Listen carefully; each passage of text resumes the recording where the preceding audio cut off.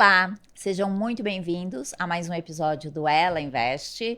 E aqui nós falamos com empreendedores, investidores, influenciadores e falamos de nós também, de autoconhecimento, de inteligência emocional.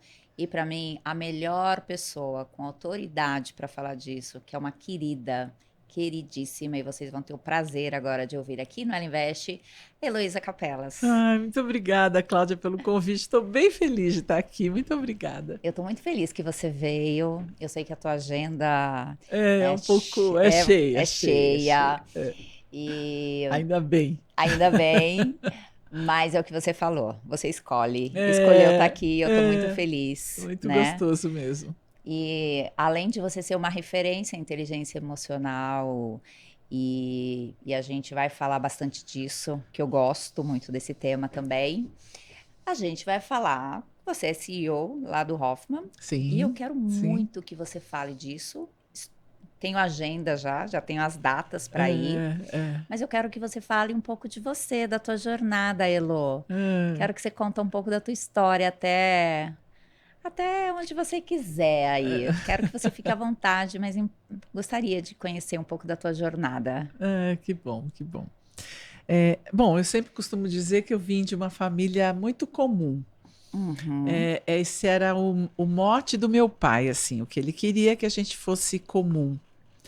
Comum no sentido de não chamar atenção, comum de deixar tudo comum mesmo, bem ali, no, no, no comum. E isso foi para mim bem complicado, né? Porque eu já nasci assim, Aparecida. Aliás, quando eu era pequena, eu queria que a minha mãe tivesse me chamado de Heloísa Aparecida. é mesmo? Eu, ti- eu tenho uma prima que é muito perto da minha idade, que foi a prima com quem eu mais convivi na infância, que Uhum. chama Celina Aparecida. E eu queria muito ser Heloísa Aparecida, porque parecia que isso me autorizava a ser quem eu era, né? Aparecida.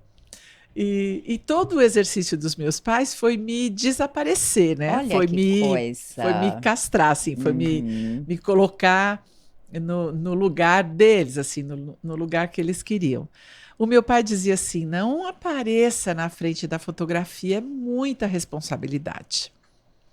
Aparece na fotografia, mas se mistura.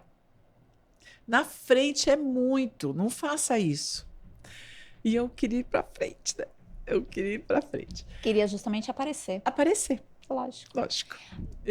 Eu era do palco, eu queria subir no palco, eu declamava, eu era muito pequenininha, eu já declamava, enfim, eu queria aparecer. Isso era muito difícil para eles, né? Claro. Principalmente meu pai E ciumento. teve irmãos? Tem Tive irmãos? irmãos, eu sou a terceira de Uhum. 5. Legal. Eu sou a quarta de A 5. quarta de cinco. A mais velha morreu no parto. Uhum. Aí eu tive mais uma irmã, um irmão, eu e outro irmão. Então eu sou a Uhum. terceira. E a que mais dei trabalho, a rebelde, a que não coube na Queria quebrar as caixinha. A regras, que não coube na questionava, caixinha. que é ótimo isso. Aquela coisa de. Aham. Hoje eu falo para os meus alunos que a obediência é muito ruim. Não é um padrão de comportamento Uhum. positivo como a gente acredita. Ele é negativo, né? E eu sempre proponho uma revolução de pensamentos, de comportamentos, de eu sou essa rebelde, né? Uhum. E meu pai e a minha mãe deixaram eu treinar, porque eles me castravam tanto que eu ficava treinando essa rebeldia. Como é que eu vou fazer diferente disso aqui, né? Mas eu vim dessa família muito comum, mas o meu pai era um feminista. E Uhum. ele obrigou, ele era feminista, mas muito bravo, a minha Uhum. irmã e eu a entrarmos no Banco do Brasil. Porque ele dizia: vocês vão ter emprego fixo, ninguém pode Uhum. mandar embora, é só cumprir os deveres e tá tudo certo, e vocês não precisam de marido. Então ele via lá na frente, né? Quer dizer, que filhas independentes, Isso, né? Na filhas verdade, dona de independentes. si. E você Escolha. Uhum. não precisa ficar dependendo, não precisa pedir dinheiro para ninguém, você cuida da tua vida. Foi ótimo, né? Eu fiquei 20 anos no Banco do Brasil. Foi ótimo, me deu salário, me deu 20 condição. anos. 20 anos. Entrei com 18, saí com E Banco do 38. Brasil é uma caixinha. E aí, Nossa, Heloísa? Como? eu. Como? Então, Tô aqui pensando. sabe o que eu fiz? Eu fui ser assistente social. Uhum. Meu pai queria que eu fosse contadora, né? Ou então Sim, advogada, aquelas coisas de. sim, Mas aí dos não nossos cabia. pais. Aí eu não cabia. Minha irmã foi ser contadora. Aí eu já podia pagar minha faculdade, ele perdeu um pouco o poder, né, sobre mim, Uhum. e eu fui fazer serviço social. E aí eu trabalhei em tudo que foi organização sem fins lucrativos, como assistente social. ONG. Bom, eu fiz de um tudo. Eu dei sopa na rua, eu cuidei do fogo selvagem, do PENF. Foi muita coisa que eu fiz. Sim. E fiz essas organizações aí, festa na rua. Eu fui fazendo bastante barulho por aí, que era o Uhum. lugar onde eu podia aparecer. E como eu trabalhava de graça, e eu trabalhava de finais de semana, trabalhava às 6 da manhã, à noite, né, nos meus outros horários, e cumpria com a minha obrigação do Banco do Brasil, o meu pai Tava tudo bem. não podia falar muito. Então eu extravasei por esse lugar. Uhum. Então eu fazia o que eu gostava, eu aparecia, eu era organizadora, eu sou muito realizadora, né? Liderava Eu ali, sou né? muito Imagina, de. fazia acontecer, É, né? eu sou muito. Aham. Eu sempre falo isso, eu sou de acabativa.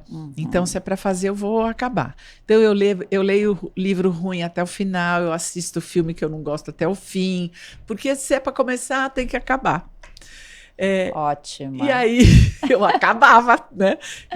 E isso foi me dando credibilidade num setor ainda muito frágil da nossa organização, que é o terceiro setor, né? Sim, uhum. Já Ainda está é. muito melhor, mas ainda é muito Uhum. frágil. Imagina, há 50 anos atrás era mais frágil ainda, Sim. né?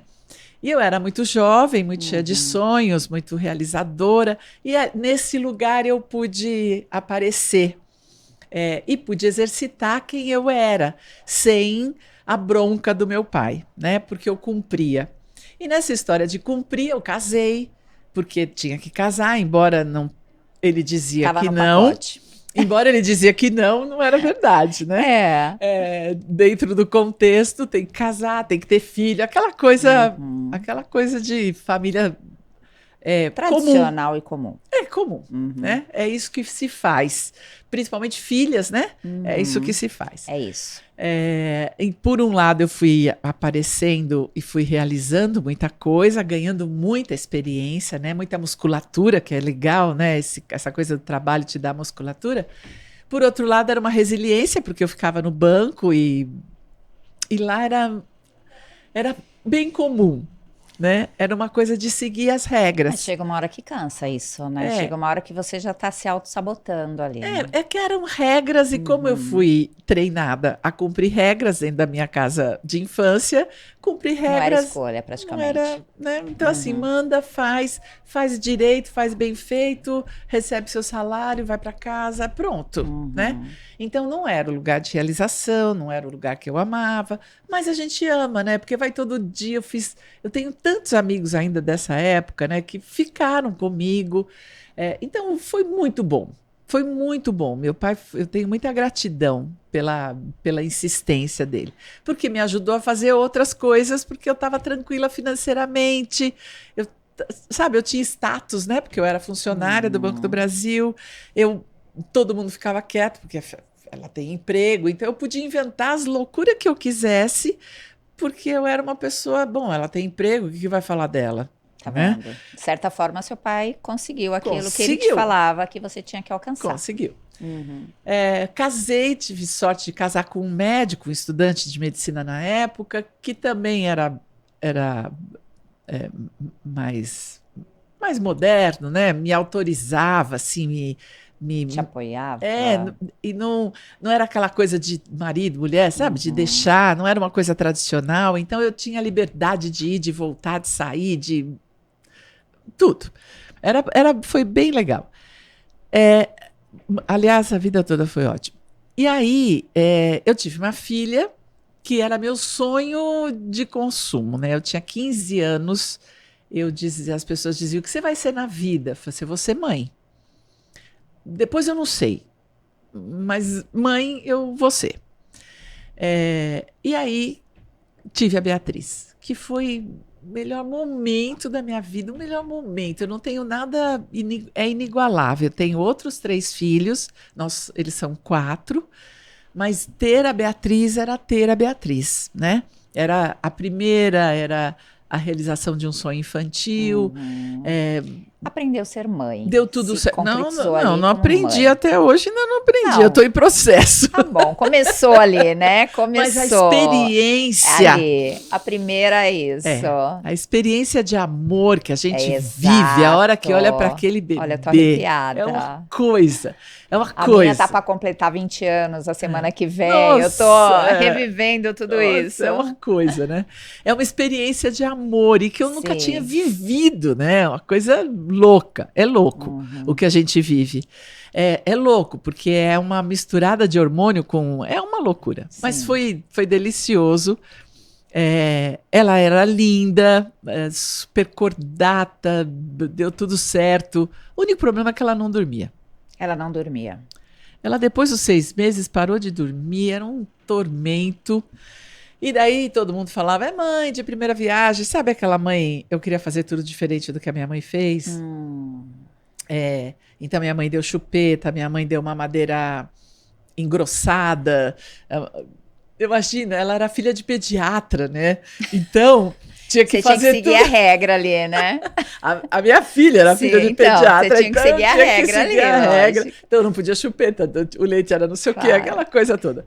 E ela não dormia e todo mundo ficava: não, porque essa mãe... Tá vendo? Você quis fazer tudo diferente, aquela coisa toda. Sei. Mas... O que a gente mais escuta nessa fase são conselhos. Conselhos. Que nada funcionava. Que nada funciona. Ela dormia 2 horas por dia e só. Mas ela era uma delícia de criança, um bebê que crescia, que ela tinha uma habilidade motora. Eu me lembro que logo ela sentou, se ajeitou, e ela fechava a caneta Bic, sabe? A gente dava a tampinha e a caneta, e o que ela mais gostava era de fazer esse movimento assim de encaixar. Encaixava tudo, classificava. Ela era uma menina, uma bebê, imagina, com 9, 10 meses, ela cantava Parabéns a Você. Meu Deus. Falante, mas muito preguiçosa. Então, não engatinhava, não andava. Ela foi andar com 1 ano e 3 meses. Mas uma habilidade na palavra era uma coisa incrível. O meu pai era muito cantante, né? Muito alegre e brincava muito com ela. E ela respondia, foi uma graça. Aí eu logo quis ter outro. Bom, já que é assim... Já que tá tudo bem. Já que tá tudo bem. E eu tenho que contar que meu marido não queria ter filho, né? Olha só. Ele queria ser um acadêmico. Então, já e viajar, boa ali, né? E viajar o mundo, né? Eu já tinha convencido, demorei 4 anos para convencer a ter um. Mas ela era tão encantadora que a hora que eu falei, vamos ter outro, ele até topou. Lógico. Acredito. E, bom, tá bom, engravidamos logo em seguida. E quando eu estava grávida de 7 meses, a Beatriz, com 1 ano e 8 meses, teve a primeira crise convulsiva. Não parou até hoje, ela tem 42 anos. E eu grávida. Foi bem complicado. Quando eu estava grávida de 8 meses, ela entrou em estado de mal epilético. Ela ficou hemiparética, isso é o lado direito todo paralisado. Entrou em coma, ficou bom, saiu e ficou muito esquisita. Na época, ela só ficou esquisita. Ela ainda tinha muitas respostas para uma criança de 2 anos, praticamente, 1 ano e 9 meses. Ela tinha muitas respostas positivas. E foi de repente? Nós nunca descobrimos o motivo. Ela não tem diagnóstico. Porque ele é ainda pediatra, você é super atenciosa. Tivemos então, quero dizer, tudo com ela. Fizemos todos os exames, tudo não apareceu nada. Nada. O neurologista dela dizia assim: deita aí que eu vou achar alguma coisa em você. Nela eu não acho. A gente começou a achar os primeiros focos irritativos do cérebro, ela já tinha 5 anos.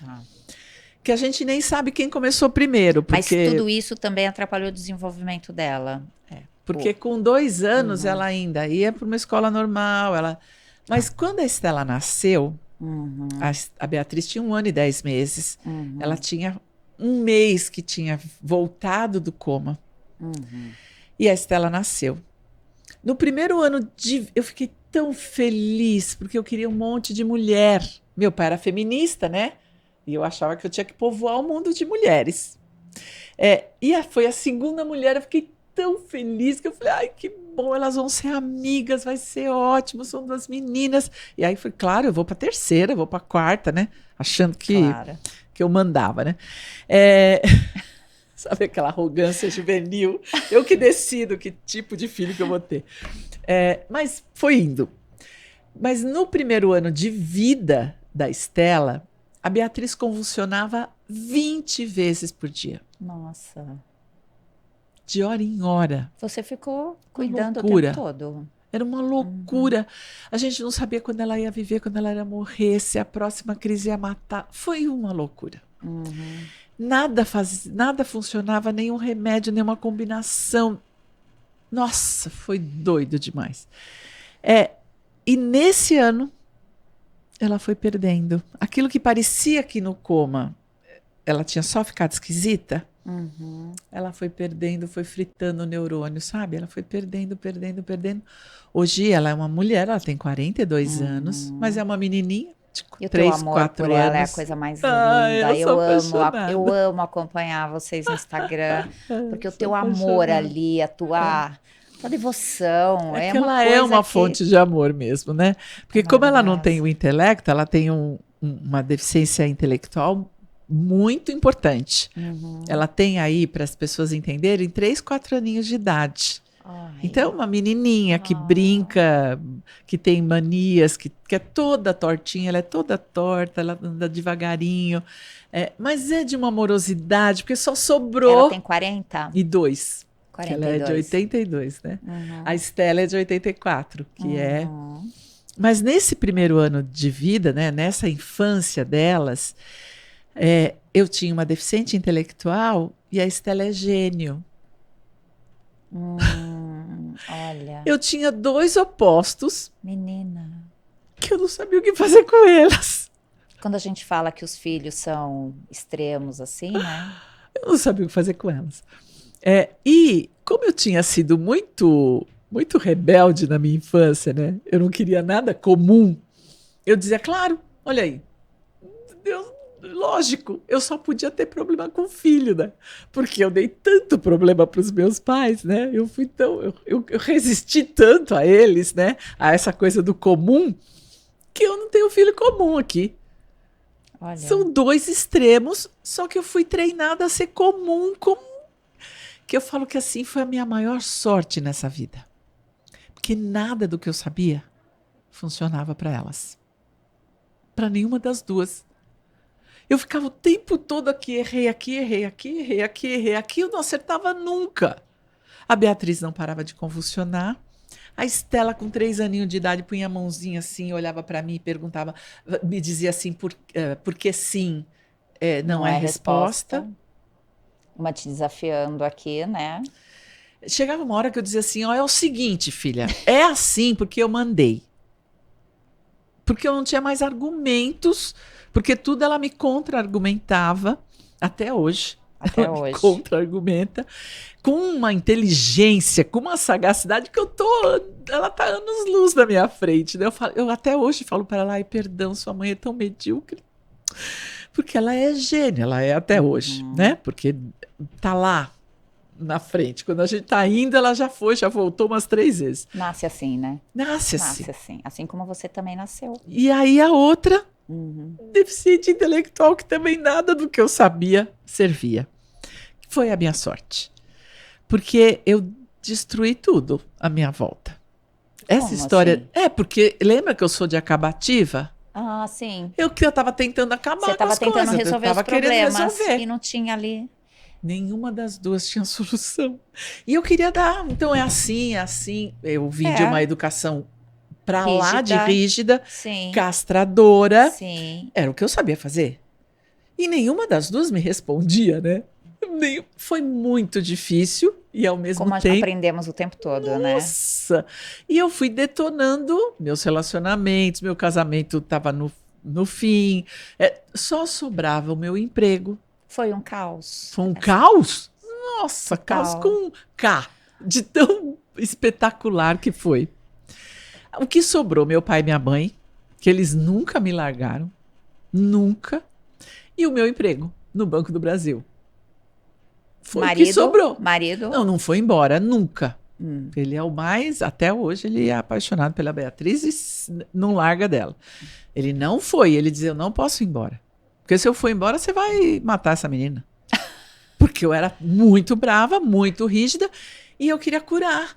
Então eu ia procurar todas as crendices, eu fui em todas as igrejas, todos os conselhos que me deram eu segui. Todos. Faz chá de não sei das quantas. Tudo. Tudo que você pode imaginar. Porque eu levava ela na rua. Eu ia passear com ela, eu ia viajar com ela, e ela convulsionava em tudo que era lugar. Era no hotel, era no shopping, era no restaurante, era na feira. E as pessoas iam me acudir e me davam conselho. Porque sabe que de médico, né? Todo mundo tem um pouco. E eu aceitava, tinha uns que eu escrevia receita, porque eu ia curar. Claro. Vai que, né? Eu levei ela para o Paraná. Outro dia eu estava contando para os meus filhos, uma cidade que eu esqueci o nome, mas fui lá nos Cafundós, a gente parou de madrugada naqueles restaurantes de estrada. Sei. Ela me dava tanto trabalho que era para ir no banheiro, tirava a fralda, era comer, eram 3, 4 horas da manhã. Eu perdi o ônibus. E eu com ela, com a pequena, porque eu punha a pequena debaixo do braço. Beatriz, com a Estela e ia embora. E nós paramos no mesmo lugar, ainda eu contei para eles, olha, aqui eu perdi o ônibus. Porque demorou tanto até eu conseguir tratar da Beatriz. Quando eu voltei, eu falei, cadê meu ônibus? Cadê meu ônibus? Olha o desespero. Eu ia para uma cidade que eu nem sabia onde, no Paraná, conhecer um médico que tinha uma receita milagrosa para epilepsia, que alguém tinha me dado. E o Pires em São Paulo, muito bravo, porque ele era pediatra. Ele dizia, não adianta, o que aconteceu com ela não tem cura. Eu dizia, eu vou curar, eu vou achar. Eu achei tudo até agora, eu vou achar também. Esse meu gênio meigo. Aí fui. Bom, teve um cara lá que ficou com tanta pena de mim, eu e 2 crianças, que ele pegou o carro dele. Imagina, eu entrei no carro de um estranho, no Paraná, de madrugada, com 2 crianças, e ele correu e encontrou o ônibus no outro posto. Coisas estavam lá. No outro posto, ele me ajudou, eu consegui recuperar o ônibus e cheguei no médico. Bom, não adiantou nada, o remédio não fez efeito, não adiantou nada. Como nada do que eu fiz adiantou.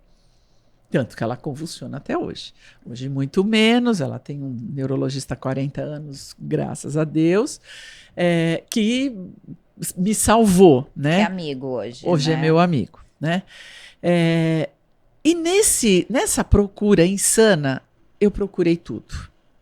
E um dia, esse próprio neurologista, que tinha ficado muito meu amigo, ele falou, nossa, nós estamos trazendo de Israel uma ideia de uma moradia para portadores de deficiência intelectual que tenham uma certa autonomia. E nós estamos montando uma moradia, que é aqui perto de Jundiaí, nananana, você tem o perfil para gerenciar essa moradia. Que você, nananana. Falei, puxa, boa ideia, porque daí é um jeito de eu ficar com a Beatriz. Mas imagina, eu ia ter que trabalhar muito. E para você ter uma ideia, meu salário ia ser 1.500, vai. Qualquer dinheiro, que eu não me lembro qual era o dinheiro da época. 1.500. E eu recebia 5.000 do banco. O emprego estável, 6 horas por dia. E esse aqui era... Eu falava, não posso. Não dá.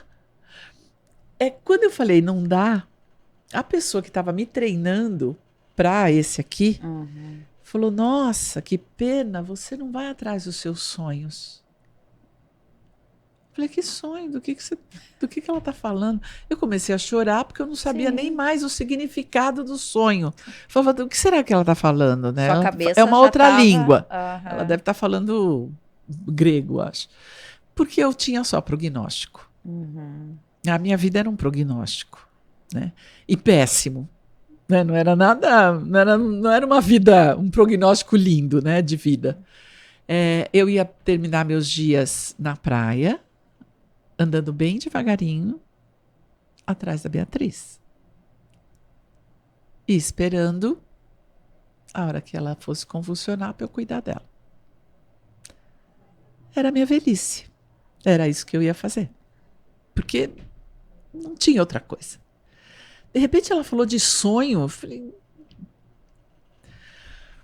E aí, quando eu comecei a chorar, ela falou, ai, sabe, eu fiz um curso.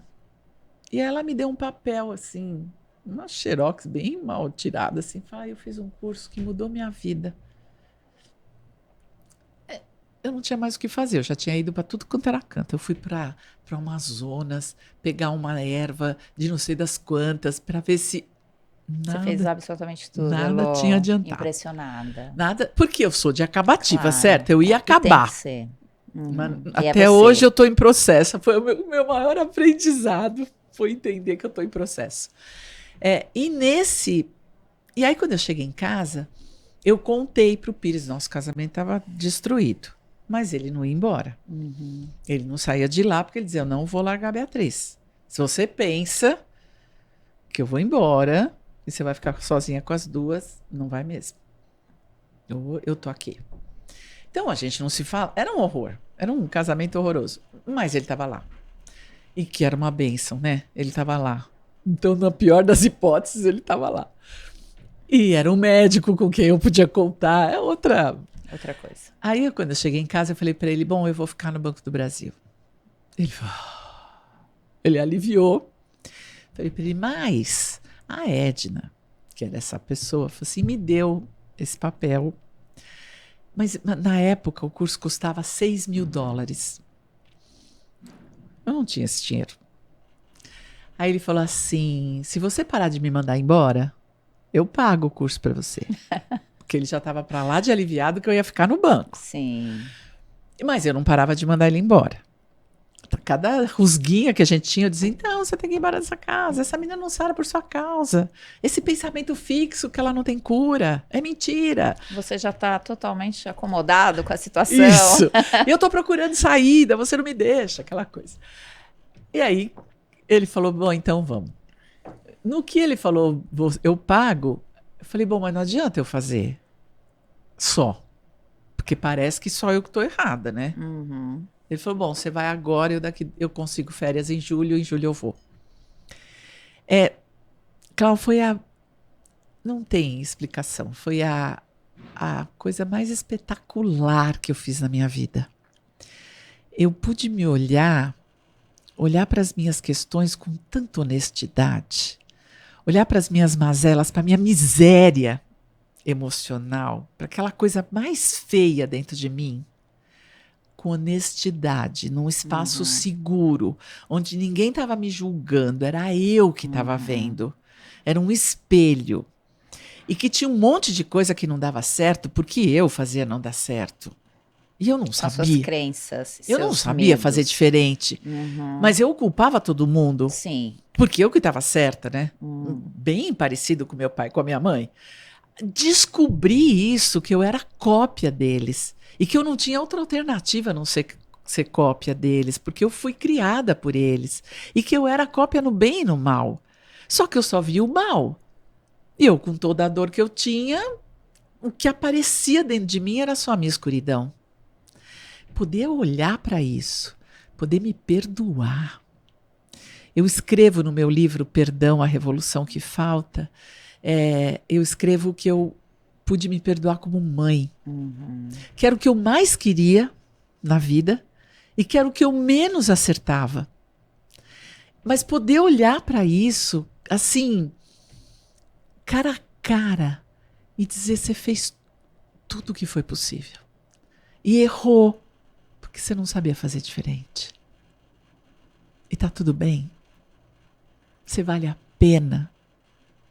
Quer dizer, você foi para dentro de você, das suas feridas, né? Que não era, Beatriz. E aí também você fica de frente com as suas convicções. Com aquelas crenças. Aquelas crenças. Que você faz, da onde eu tirei isso? E quando eu fui olhar a dor não era a Beatriz. A dor era da Heloizinha, pequenininha. as minhas filhas só me mostravam o nível de castração que eu vivi na minha infância. Porque eu estava completamente castrada ali como mãe. Nada dava certo. Era como se eu fosse errada o tempo todo, exatamente o papel que eu vivi na minha infância. Era o mesmo lugar. E que ninguém tinha culpa. Nem eu, nem meus pais, nem as meninas, nem a vida. Olhar para isso não foi tão extraordinário que eu larguei tudo que eu fazia. Eu larguei o banco. Há 2 anos da aposentadoria eu pedi demissão do banco. Eu larguei o terceiro setor. Eu autorizei. Sabe, olhar para a Beatriz e perdoá-la? Autorizar que ela fosse quem ela era. Do jeito dela. Com as características dela. Que lindo que você está falando. Olhar para a Estela e dizer, tá tudo bem ser como você é. Onde que eu posso ser melhor, onde que eu posso te ajudar. E assim como tá tudo bem ser como eu sou. A gente pode fazer diferente. Foi tão extraordinário que eu só podia trabalhar nesse lugar. Pois é. Eu falei, era meu. Era teu. Eu saí de lá dizendo para Marisa Tami, que foi minha mestra, minha professora, minha amiga, eu falei para ela, eu achei meu lugar. E daí o meu lugar não era de ser mãe, com não era de anos, nada. Elô? 34. 34. Eu tenho 67. Você estava super jovem. Estava com vários conflitos ali. Nossa! Não era? Com várias todos. Dores e as dores, né? E as dores. É muita dor. E ontem eu estava até conversando com uma amiga dizendo assim, olha, é matemático. Não nega. Não sai desse caminho. A dor gera raiva. Porque a raiva é o único sentimento que protege a dor. Faz você sobreviver. Então, dizer que a dor... não, eu não tenho raiva. Que precisa de dor. Tem raiva.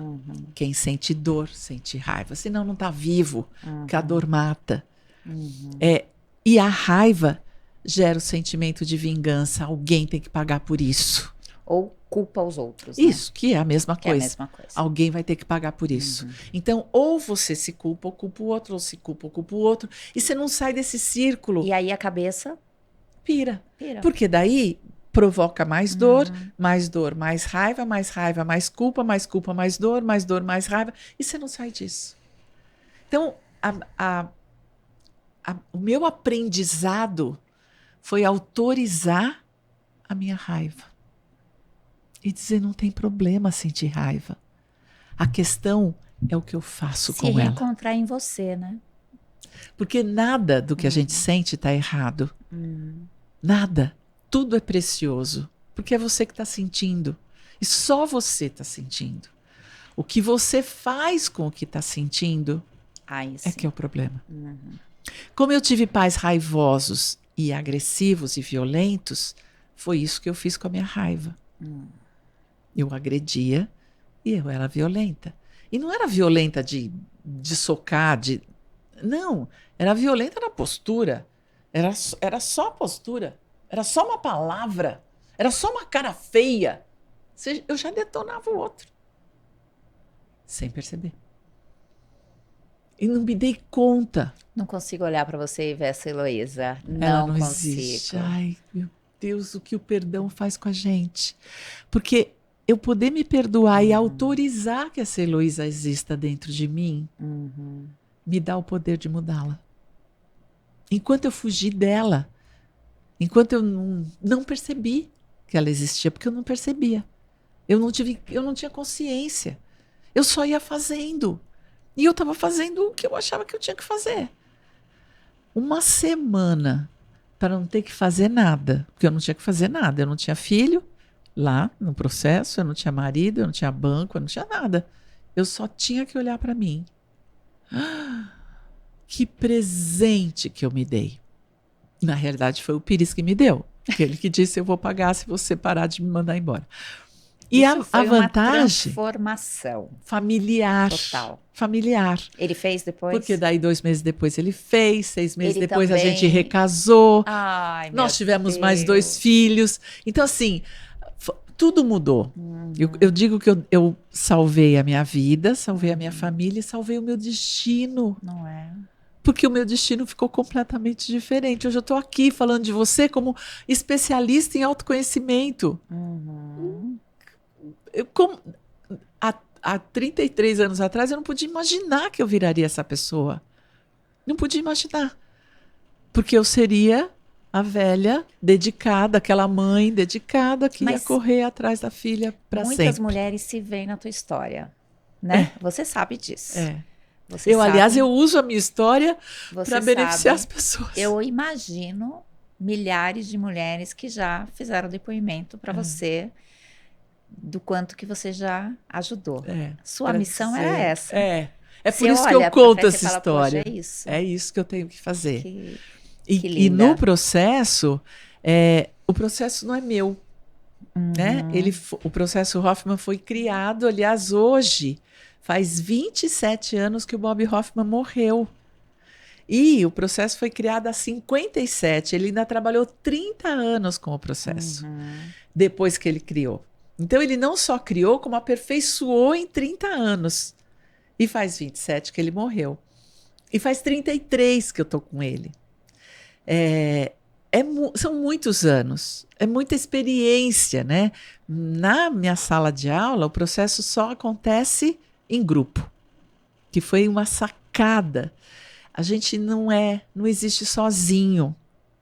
Então, a sacada do Bob é: nós precisamos de outras pessoas para nos vermos. Uhum. Porque eu sou gentil com você, mas eu posso ser estúpida com o Pedro. Eu posso ser arrogante com o João. Eu posso ser amorosa com a Maria. E essas são as minhas várias facetas, que é o outro que me mostra. Então, estar no grupo do processo é ter essa oportunidade, é conviver com os seus espelhos. Então, daquele eu gosto, desse aqui eu não gosto. E olhar por que eu não gosto, o que ele está me mostrando, o que isso tem a ver comigo. Porque o tempo todo a metodologia do processo vai fazer você olhar para você. É espelho o tempo E todo. tirar o melhor de você para todos. Para Porque você não tudo. precisa o tempo todo sorrir, você não precisa dizer sim o tempo todo, você não precisa se culpar pelos Não. nãos. Eu acho que tá aí uma essência, né? É. E o que é mais importante, você não tem direito de maltratar ninguém. Porque a sua história é sua. Exato. E ninguém te maltratar. Não permita isso, né? Ninguém, nunca mais. Nunca mais, né? Isso é um estado de estar, é um direito de ocupar o seu lugar no mundo, porque é isso, né? O processo, ele busca em você a sua autenticidade. O que é autêntico em você. O que verdadeiramente é seu. O que não é cópia, o que não é sobrevivência, o que não é necessidade, o que não é eu preciso para. Não, o que é autêntico em você. E esse autêntico em você te dá o direito de ocupar o seu lugar no mundo. Porque ele é seu. Se você nasceu com um lugar. É seu. Só você pode ocupar. Com quem você é. E quem você impacta o seu mundo. E nós somos a soma do bem e do mal. Eu não sou legal o tempo todo. Eu sempre digo isso. O direito de ser a minha sombra é o que traz a minha luz. Porque se eu reconheço a minha escuridão e eu reconheço a minha luz, a consciência eu posso escolher. O autoconhecimento me dá poder de escolha. Eu vou ser a luz ou a escuridão? Mas não me dá o autoengano de que eu não sou a escuridão. A minha beleza está aqui, ó. Eu sou os dois. O meu poder é o que eu posso escolher. Que lindo isso, hein? Isso. E aprender isso. Isso. E trazer isso para dentro de você. Exatamente. É o né? que a metodologia do processo faz. Porque te dá o seu autêntico. E o seu autêntico eu digo o tempo todo para os alunos. Vocês vieram aqui para saber quem vocês são. No primeiro minuto do processo, eu digo, eu já vou dar a resposta agora.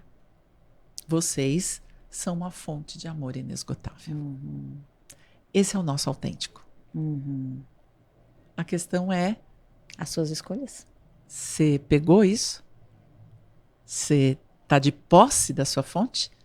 Você é proprietário de você? Enquanto não for, não tem escolha.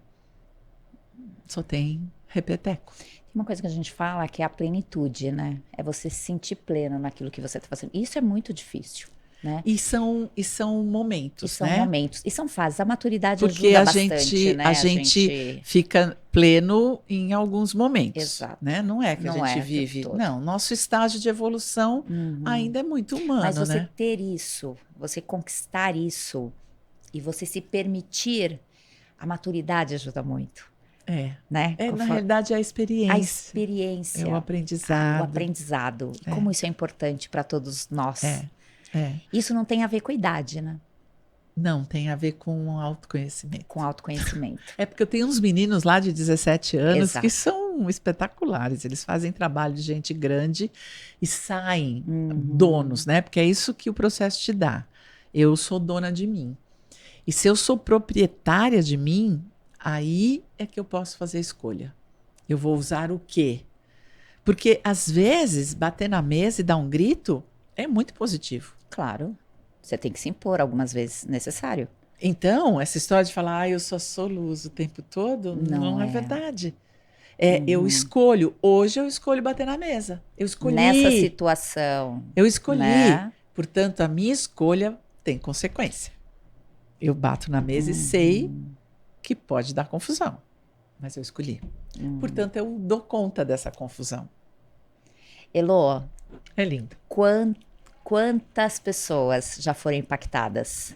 Olha, no mundo mais de 100 mil, né? Acho que umas 120 mil pessoas. 120 e na minha mil. sala de aula, umas Com 22 você. mil pessoas. 22 mil. Na minha sala, nesses últimos 30 anos.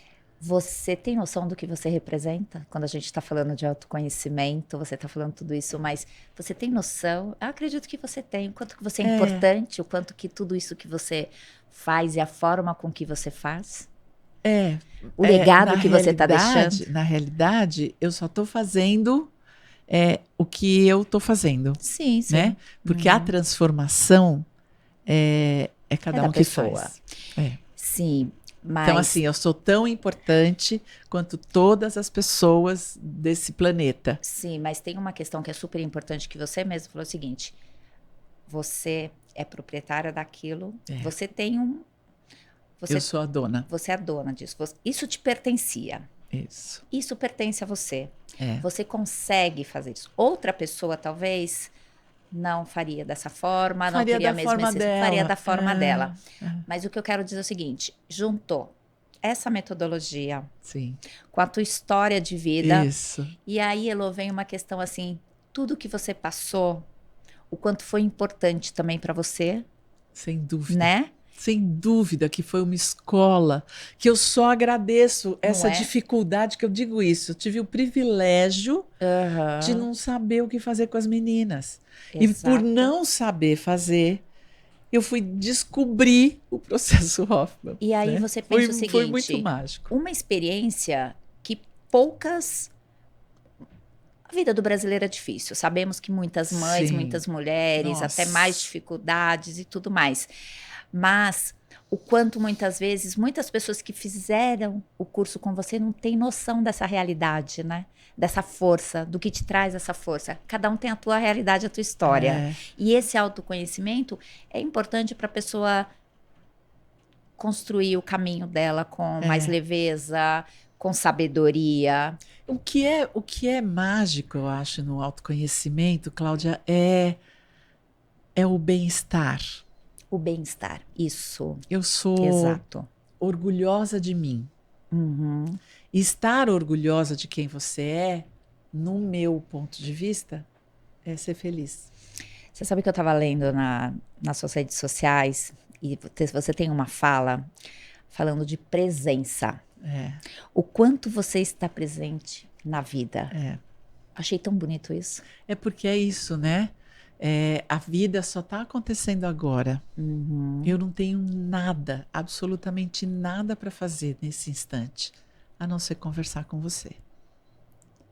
Isso é presença.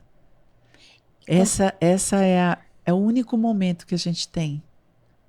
E você... Então, estar aqui é estar aqui. E você acha que as pessoas não fazem isso? E hoje, com esse negocinho aí na mão... Não fazem. Eu mesma, né? Eu mesma, às vezes, me distraio. Ontem eu estava conversando com os meus filhos e, de repente, apareceu uma coisa no celular e eu fui ver, dali a pouco, meu filho ali da porta da cozinha falou, brincando com a Duda. Bom, eu tô indo porque eu vou fazer uma tatuagem. Fiz o quê? Bom, eu posso falar o que eu quiser, porque você está no celular. Falei, ai. Pegou, né? Verdade. Então, a tatuagem me chamou, isso porque ele falou alto, né? E eu falei, o que foi? Ele falou, eu posso falar o que eu quiser, porque você parou de conversar com a gente para ler o celular. Isso a gente percebe nas reuniões de famílias, nos encontros de amigos, o quanto você se distrair é um ato não só de distração, mas muitas vezes de falta de educação e respeito. Então, assim, você vai jantar, você vai num restaurante, telefone em outro lugar. Eu tenho na bolsa, né? Na bolsa, porque hoje, na bolsa, não na mesa, na bolsa. Hoje a gente vai nos restaurantes, é uma pessoa um celular, uma pessoa um celular, uma pessoa um celular, uma pessoa um celular. Sim. E às vezes tem 4 ou 5 pessoas na mesa, estão todos no celular. O tempo todo. Eu falo, gente, e é verdade. E eu, inclusive. Porque ele é tentador. Ele é feito para gerar em nós dopamina. Então, tudo que acontece, todas as mensagens, é para gerar o hormônio do prazer. E daí você não solta dele. Porque é a quantidade de dopamina que você fica viciado. É só isso. Então, assim, a gente precisa falar. Opa. Exato. Hoje, ouvindo um rapaz, ele falou assim: vou dar uma instrução de como você se sair bem. Na internet, ele estava falando. Como você se sair bem numa reunião. Numa entrevista de emprego. Entre na sala da entrevista com o celular no bolso, na bolsa, no paletó, em modo avião, em silencioso e escondido. Essa é a minha dica de hoje, Letícia. Eu falei, nossa! Nossa! Não é? Já é o diferencial? Olha que só, coisa! Assim, anos atrás a gente jamais daria essa dica. Olha como tá danado Elô, isso, né? Tem uma questão que é super importante também, aí a gente fala muito dessa geração, ansiedade, TDAH, que tá todo mundo falando sobre isso, mas não é só uma geração, né? Não, olha, eu tenho um filho com TDAH. Se eu remontar, eu falo, filho, talvez a minha rebeldia na infância, talvez eu tivesse TDAH, que eu nunca vi. Eu acho até que meu pai tinha TDAH. Olha, se eu pensar, o meu avô... Olha, todo mundo, né? Primeiro que é genético. Lógico. Né? Então, ele não nasceu na mão do meu foi filho, seu né? filho que... Ele veio de antes.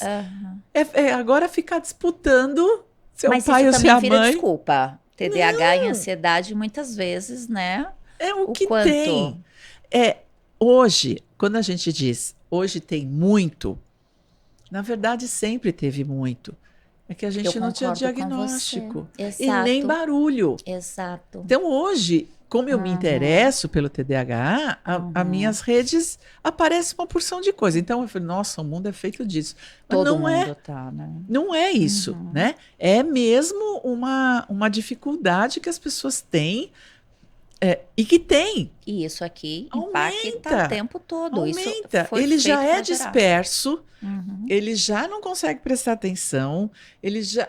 E ainda uma coisa que vai gerar dopamina, que é prazer, é claro, o TDAH vai a milésima potência. Então, assim, ao invés de tratarmos, né? Primeiro, tem um tanto de romance, né? Que a gente fica falando dessas descobertas e e romantiza tudo, tem um pouco de exagero, mas tem um tanto de informação que a gente não tinha antes, né? Então, assim, que bom, parece que o mundo tá doente. Não, nós sempre fomos. Nós estamos em processo. A humanidade é muito melhor hoje do que já foi um dia. Só que é processo, nós somos seres humanos. Então, se a gente ficar pensando, nossa, como nós pioramos, mentira! A gente não tinha essa quantidade de informação e que bom! E que bom que temos informação, que bom que temos cientistas, que bom que tem tratamento, que bom que tem remédio. Vai todo mundo entrar nisso. Não tem cura, mas tem tratamento. E a gente vive muito bem, obrigado. E vamos buscar melhorias em tudo que a gente faz, né? Isso. E quando a gente está falando de ansiedade, de autoconhecimento, a gente sabe o quanto que isso impacta no trabalho, no empreendedorismo, né? Nossa. Você sabe que eu sou o medo, né? Estou sempre falando com as startups, então quero escalar rápido, quero crescer rápido, quero alcançar isso rápido, é uma cobrança, é todo mundo cobrando, né? Eu também sou uma que cobro, né? Eu tenho esse papel. Mas, ao mesmo tempo, eu gosto sempre de conversar com as pessoas. Eu gosto sempre de entender o momento, né? Isso é importante. Porque, muitas vezes, você vai cobrar, você vai saber que lá na frente a pessoa vai escorregar, a pessoa vai voltar atrás. E aí, você como uma especialista em autoconhecimento, conhece o empreendedorismo, conhece, acho que os maiores empresários já passaram por você, com você. Qual é, assim, eu quero que você passe algumas dicas para a gente trabalhar esse autoconhecimento no nosso mundo de empreendedorismo. Você sabe que o empreendedor, a melhor qualidade dele é ser guloso. E é a pior qualidade dele. Porque a gula, ela faz você buscar mais. E o empreendedor é o que vai, né? Mas a gula faz você morrer antes. Então, respirar. E validar a gula positiva, aquela coisa de que eu quero. E aí eu vejo o pudim. Não ser dominado pela gula. Eu vejo o pudim e meu olho se enche e falo, nossa, quando eu posso comer? Em que momento? Quanto? Racional. Isso. Se faz as perguntas certas. Porque eu falo muito de inovação, né? Meu terceiro livro é Inovação Emocional. Porque tudo que a gente sabe até hoje, Cláudia, absolutamente tudo, é velho. A gente já sabe. O que é que falta você aprender? Portanto, o empreendedor precisa aprender a fazer pergunta e não ter resposta. Porque se você já tiver a resposta, é velho. Se você já sabe, está muito longe de ser inovação. Você já sabe. Mas uma pergunta nova vai fazer você se remexer e falar, isso aqui eu não sei. Ótimo, tá pronto para inovar. E aí o pudim tá lá. Eu adoro, eu quero muito. E aí eu vou fazendo perguntas. É bom? É bom para mim? Para quem mais? É bom ter o pudim? Ou é bom comer o pudim? Ou é bom fazer o pudim? Ou é bom distribuir o pudim? Eu preciso fazer pergunta. Porque eu não sei. O empreendedor que não sabe é esse que vai dar certo. Aquele que já sabe, se prepara. Porque ele está com as respostas prontas. E se está com as respostas prontas, ele vai fazer mais do mesmo. É isso. E tem que ser um trabalho contínuo aí, né? E muita coragem de não saber. E para as nossas mulheres, eu quero que você, o Ela Invest, aqui a gente fala com homens, mulheres, um fomento ao empreendedorismo e à diversidade. Eu gosto muito de trabalhar temas feministas com homens também. Eu acho que a gente precisa criar isso. O feminismo é homem e mulher, é todo mundo junto. Para isso, para a gente realmente ter voz feminina para a gente conseguir trabalhar isso em mais dimensões, mas e essa questão tão forte para as mulheres do autoconhecimento, de não se cobrar tanto, né? Que a gente se cobra realmente. Quero que você passe algumas dicas aí, ou algum conselho. Elô, você pode tudo. Você sabe que a mulher tem uma história comprida, né? De submissão, de não sabe, não pode, é incompetente, não tem valor, não tem. Então, assim, é muita história. Uhum. E nós estamos nos criando perigosas, né? Porque agora vamos aí. A gente saiu daquela coisa da impotência, de não poder, de não sair, de não dar conta, de ser a costela de Adão, para sermos superpoderosas, que é só o oposto. Uhum. O aprendizado agora é tirar a capa, né? Tirar as amarras, as marras todas, né? E só ser. Então, se autorizar a mulher com o poder feminino, ele não é mais, ele não é menos, ele não é muito, ele não é pouco, ele nada, ele é fluir. Então, se a mulher puder tomar esse lugar, é que a gente ainda está numa competição. A gente ainda precisa se provar. Como nós somos muito deprimidas, né? Como nós somos muito castradas, quando a gente sai, é como liberar o gado, né? Se a gente imaginar que a gente abre uma porteira, como eles saem enlouquecidos para derrubar tudo que tem na frente. Estamos nessa fase. Isso. Né? Mas nós ainda estamos na competição. Que vai falar, olha como a gente corre melhor, olha como a gente faz mais bonito, olha como a gente faz isso lá, olha como a gente nananã, olha como a gente. Não é sobre isso. Não é sobre isso, né? É só sobre ser. Exato. Então, o feminismo, eu gosto muito disso porque cabe todo mundo, né? O homem está no feminismo, né? Então, assim, todo mundo é feminista porque cabe tudo. Outro dia eu estava discutindo com os amigos que eu dizia assim, olha, gente, se nós vamos falar de inclusão, se é sério esse papo de inclusão, cabe todo mundo. Até quem não presta. É inclusão, né? Até quem não presta. Então, essa história de falar cabe, mas cabe só quem eu quero, não é inclusão. Cabe só com quem eu concordo, não é inclusão. Isso não é representatividade, né? Não é. Então, assim, se é para falar sério de inclusão, cabem os bandidos, cabem os que discordam de você, cabem os mau caráter, porque inclusão é inclusão. Então, assim, ou vai caber todo mundo, e aí você vai escolher quem você é na fila do pão. É você que escolhe. No meio de toda essa diversidade, no meio desses 8 bilhões de seres humanos vivos hoje, a pergunta do autoconhecimento é: quem é você? Você é proprietário de você? Você faz parte. E se você faz parte, você impacta. Com o autoconhecimento, você escolhe como você quer impactar.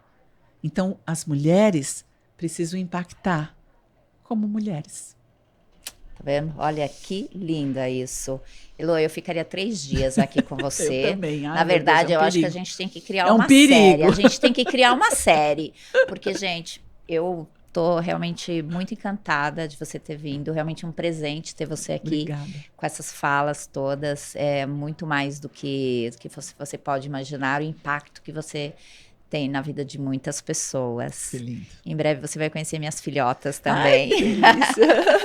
Ai, que São bom. 2 perfis diferentes também. Então é assim, né? Mas tem que ser, é bom, né? Mas eu estou muito agradecida de você ter vindo. Eu quero que você... Onde que as pessoas te localizam? Apesar que é super fácil, né? Super você fácil. Tem todos. Gente, eu costumo dizer que eu sou Aparecida. Então, se eu sou Aparecida, você me acha em qualquer lugar. Qualquer rede que você fala, ai, tal, será que ela está nessa rede? Eu tô. Heloísa Capelas, você me acha no Instagram, no Facebook, no LinkedIn, em tudo aí. Em tudo, gente. Em tudo. Mas entra no site do Centro Hoffman. Se você quiser saber o que é o processo Hoffman, essa metodologia que mudou minha vida e que mudou a vida de tanta gente, que daqui a pouquinho vai fazer a Cláudia brilhar mais do que ela brilha, E vocês se cuidem, vocês se cuidem. Entra no centrohoffman.com.br.